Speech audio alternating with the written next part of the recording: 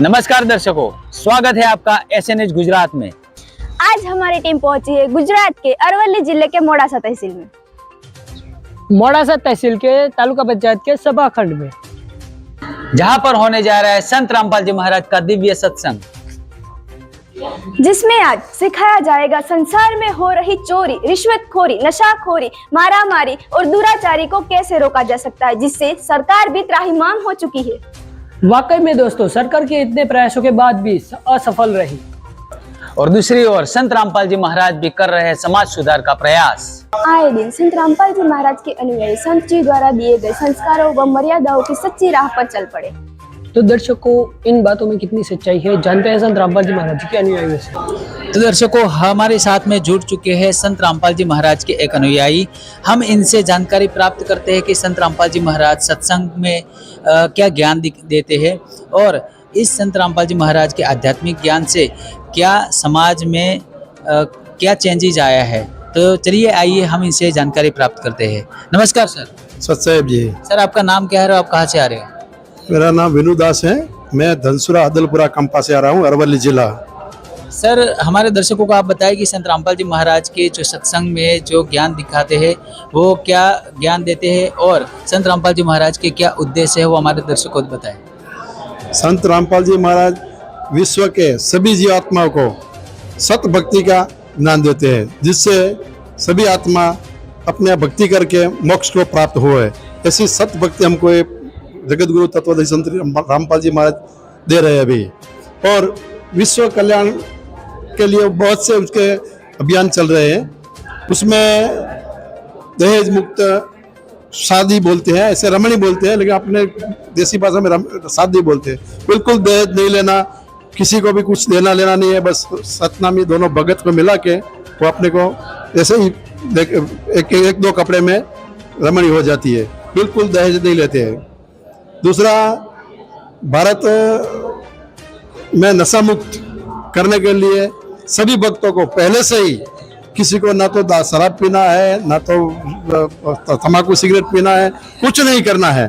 ये सब पहले से रामपाल जी महाराज के सभी भक्त को यही पहले से शिक्षा दी जाती है और उसका पूरा पालन करना पड़ता है, तभी जाके ये भक्ति कर सकते हैं। जैसा ये व्यसन मुक्त भारत, और दूसरा है ये जो भ्रष्टाचार मुक्त भारत। भ्रष्टाचार भी किसी को ना तो रुपया पैसा देना है, ना तो अपने को लेना है। इसी तरह से सभी को, कोई भी कर्मचारी है, कोई है, इसको सभी को भ्रष्टाचार मुक्त भारत करने के लिए पूरा इसको सहयोग दे रहे हैं। दूसरा है ब्लड डोनेशन। भारत में 11 आश्रम आए हैं संत रामपाल जी महाराज के पूरे भारतवर्ष के अंदर। वहाँ वर्ष में, साल में 6-7 भंडारे बड़े होते हैं। यहाँ लाखों की संख्या में भक्त आत्मा आते हैं। वहाँ ब्लड डोनेशन का कैंप रखा जाता है पूरे भारतवर्ष में। तो करीब 200-200 भक्त, 300 भक्त ब्लड डोनेशन करते हैं। कई बार तो भक्तों का नंबर भी नहीं लगता, वो निराश हो जाते हैं। इतने भक्त लोग सामने से आके ब्लड डोनेशन करते हैं। बाकी जगत के लोग तो क्या है, ब्लड डोनेशन की बात आती है तो चुप जाते हैं, लेकिन ये भगत सब सामने से सभी जगह, अपने रेड क्रॉस सोसाइटी है, ऐसे अलग अलग जो भारत के जो चलते हैं सोसाइटियाँ, उसको ब्लड डोनेशन सामने से करते हैं। ये एक बहुत बड़ा मिशन है, क्योंकि कभी एक्सीडेंट हो जाता है, कुछ होता है, तो वहाँ तत्काल में जो ब्लड की जरूरत पड़ती है, तो ऐसे बहुत से बॉटल्स ये ब्लड डोनेशन करते हैं।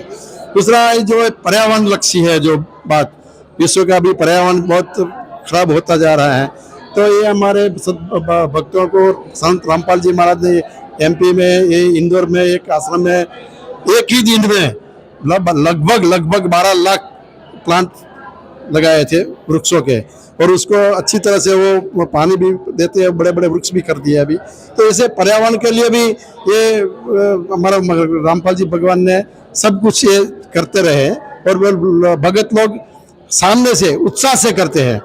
दूसरा, बिहार में जो अभी बाढ़ आई थी, उसमें भी निःशुल्क भंडारा व्यवस्था और जो भी कपड़े लगते, जो भी चाहिए, सब रामपाल जी महाराज ने सरकार के साथ खड़े रह के दिया था। ये भी एक बड़ा काम था।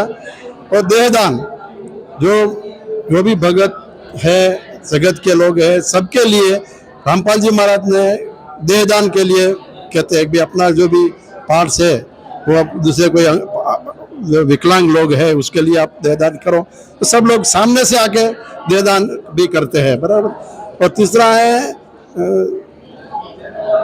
दंत चिकित्सा, वो फ्री में करते हैं। नेत्र चिकित्सा है वो भी फ्री में करते हैं।